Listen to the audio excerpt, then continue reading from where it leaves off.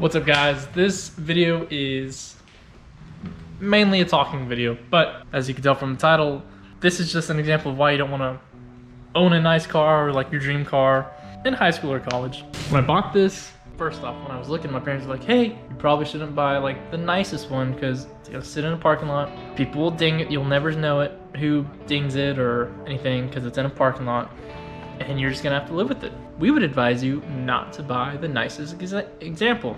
And I thought, no, I want something really nice.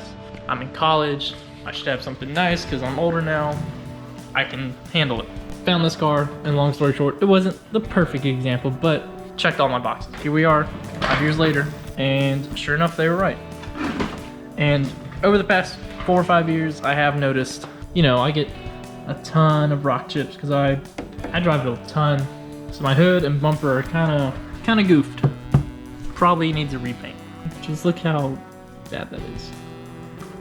So like I'm pretty okay with any paint chips because the paint was never perfect, and I don't know if you can see, but you can start to see like cracks kind of in this area. It looks like Bondo is here, so, and it sounds different, like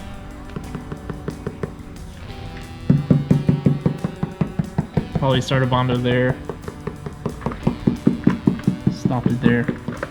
Probably a big thing, but you can also tell, boom. And that happened one day when I was just washing the car, and you can tell the gap isn't perfect. So yeah, it doesn't really bother me that much, but it's there. However, this happened. So you can tell it looks like a smudge, but those are all scratches, and it looks like 3 different layers or 2, like something went. And you know, I noticed it for a couple days, thought it was a smudge, but nope, sure enough, someone either backed into me or pulled a little too far up into me. So call it a hit and run. It's not that bad, but it does suck. So this is just a video saying, if you're in high school or college and you want a nicer car, don't get the nicest example.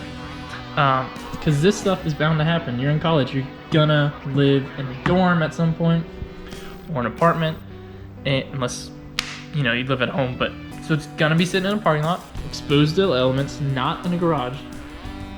And this is, you're just gonna have to accept that this is gonna happen. Stuff like this will happen. It might be worse, might not be as bad, but it will happen. If you had 2 options and one wasn't as nice as the other one, but it's still like a Mustang. Like this one wasn't the nicest one. Could have gotten a nicer one, I'm sure. But I really only cared about how it drove, because like looks, I can fix looks, but today we're going to fix this. If you wet it, it pretty much goes away, so it's not that deep, and you can barely feel it. It just feels like very high grit sandpaper. So all I'm gonna do is use scratch out wherever it is, get it over, and then we'll probably wax it, but it shouldn't be too bad.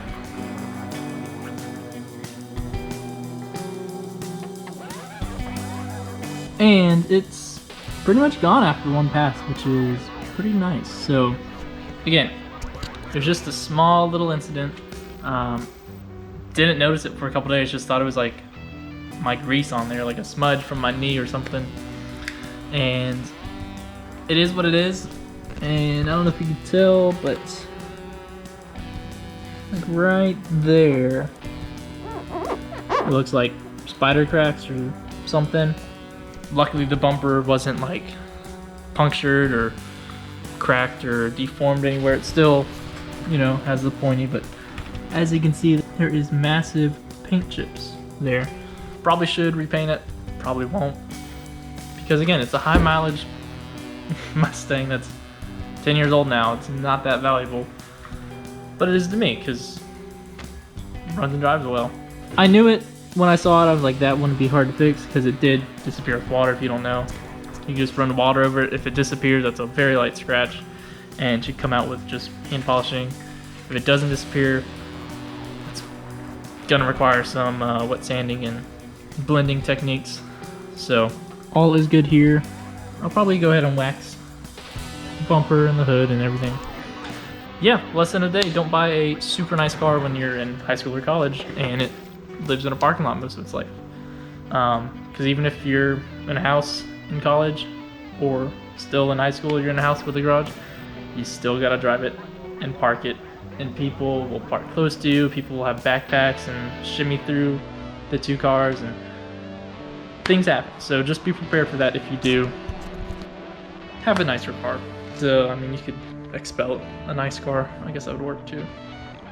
But anyway, that's it. Shorter video. That is all. So, see you on the next one.